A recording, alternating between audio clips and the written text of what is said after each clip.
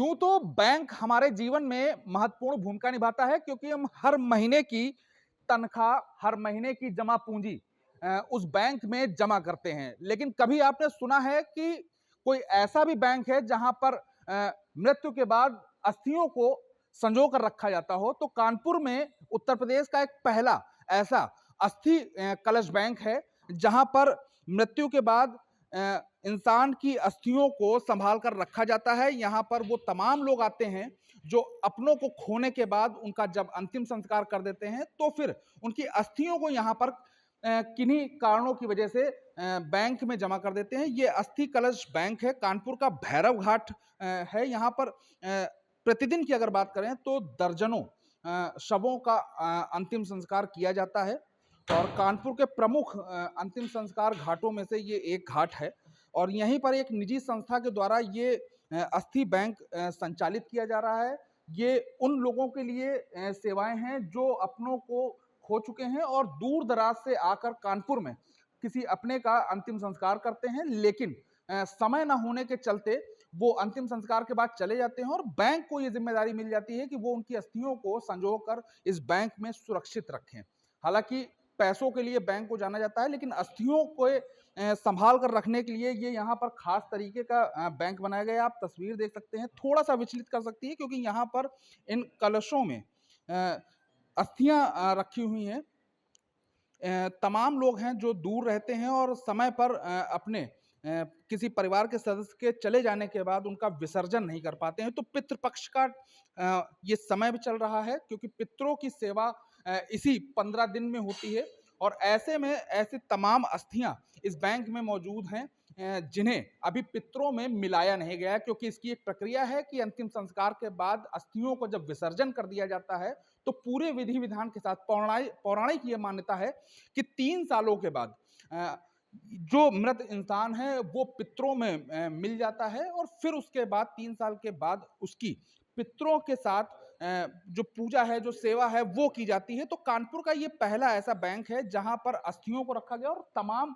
अस्थियां यहाँ पर अभी भी इस बात का इंतजार कर रही हैं कि उनके अपने उनका जो अंतिम संस्कार वो कर चुके हैं उसके बाद उनकी अस्थियों को गंगा में विसर्जित करें जिससे उन्हें मुक्ति मिल जाए। तमाम लोग हैं यहाँ पर जो बैंक का संचालन देखते हैं, वो भी यहाँ पर हैं। हम उनसे भी बात कर लेते हैं कि आखिर ये जो व्यवस्था है ये कब से शुरू हुई। सर, सबसे पहले हम ये जानना चाहेंगे कि बैंक तो हमने बहुत सारे देखे हैं, लेकिन अस्थि कलश बैंक यहाँ पर अस्थियों को रखा जाता है, किस लिए ये बनाया गया? ये इसलिए इसे बनाया गया, मतलब जो नहीं तुरंत कर पाते हैं, बाहर वाले हरिद्वार ले जाना हुआ या संगम ले जाना हुआ, तो यहाँ सुरक्षित रख देते हैं। वो समय बता देते हैं, इससे इस समय तक बेटे हम आएंगे, हम ले जाएंगे।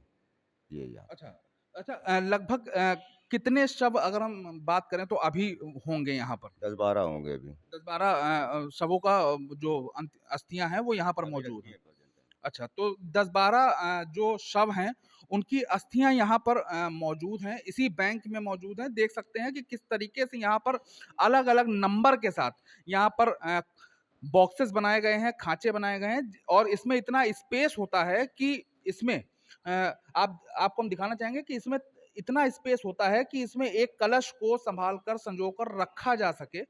और जिस तरीके से यहाँ पर देख रहे हैं कि ये एक अस्थि इसी बैंक में रखी हुई है और संभाल कर इसको रखा जाता है और जब इनके परिवार के सदस्य यहाँ पर आते हैं, फिर चाहे उनकी मंशा इसे संगम में विसर्जित करने की हो, प्रभावित करने की हो या फिर गंगा में हो, तब वो आकर यहाँ पर करते हैं।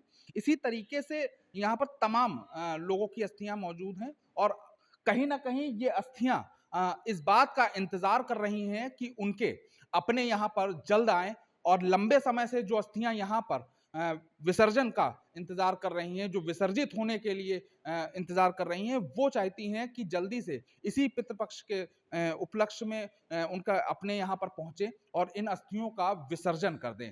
फिलहाल कानपुर का ये अस्थि कलश बैंक पूरे उत्तर प्रदेश में पहला और एकलौता अस्थि कलश बैंक है जहां पर अस्थियों को संजो कर रखा जाता है, संभाल कर रखा जाता है। लेकिन इसके पीछे एक कहानी भी है कि तमाम लोग होते हैं जो कहीं ना कहीं अपनों को अंतिम संस्कार करने के बाद यहाँ पर संजो कर रख देते हैं और उस बात का इंतजार करते हैं कि जब उनके पास समय होगा तो वो आएंगे और इसको विसर्जित करेंगे। लेकिन अब इस बैंक में जो अस्थियां हैं वो भी कहीं ना कहीं पितृपक्ष के समय में ये सोचती जरूर होंगी कि हमारा अंतिम संस्कार कब होगा।